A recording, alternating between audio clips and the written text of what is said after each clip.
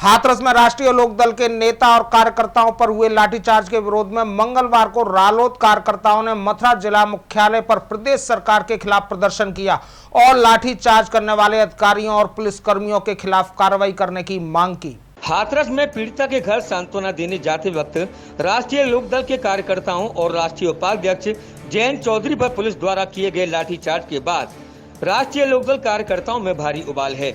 इसी के चलते मंगलवार को पार्टी के जिला अध्यक्ष रामरस पाल पोनिया के नेतृत्व में पार्टी के वरिष्ठ पदाधिकारी नेताओं ने जिलाधिकारी कार्यालय पर जमकर नारेबाजी की और उन्होंने लाठीचार्ज करने वाले अधिकारी और पुलिसकर्मियों के खिलाफ तत्काल कठोर कार्रवाई किए जाने की मांग करते हुए जिला प्रशासन को ज्ञापन सौंपा।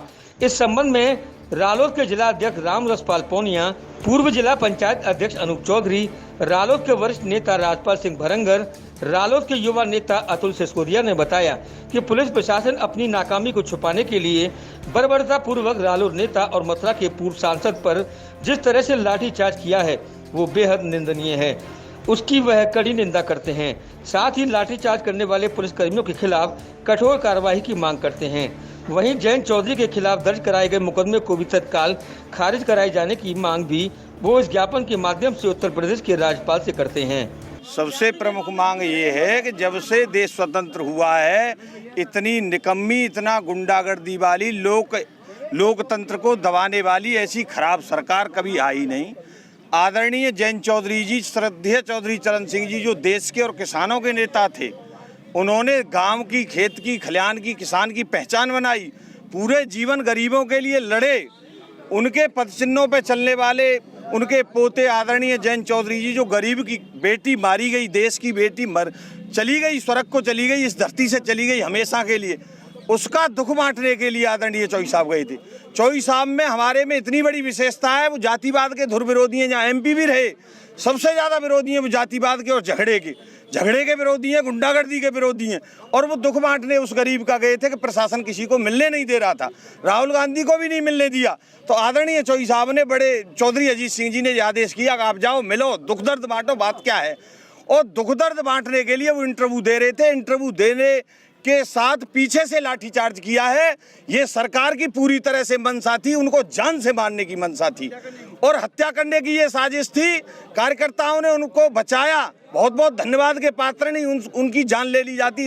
इतनी बुरी तरह से बर्बरता से लाठीचार्ज, क्या वो चोर डकैत थे? आदरणीय चौधरी जयंत जी चौधरी चरण सिंह जी के पोते थे, किसानों के नेता थे। देखिए, एक उसकी सारी समाज, सारे किसान वर्ग, मजदूर वर्ग, सारी पार्टियां उसकी घोर निंदा कर रही हैं। और आप इस तरीके से जो शांतिप्रिय और लोकतंत्र में विश्वास रखने वालों पर लाठीचार्ज करेंगे तो कैसे ये देश चलेगा, कैसे ये प्रदेश चलेगा? बड़ी निंदनीय बात है, निंदनीय घटना है, पूरे देश में उबाल है इस चीज़ से।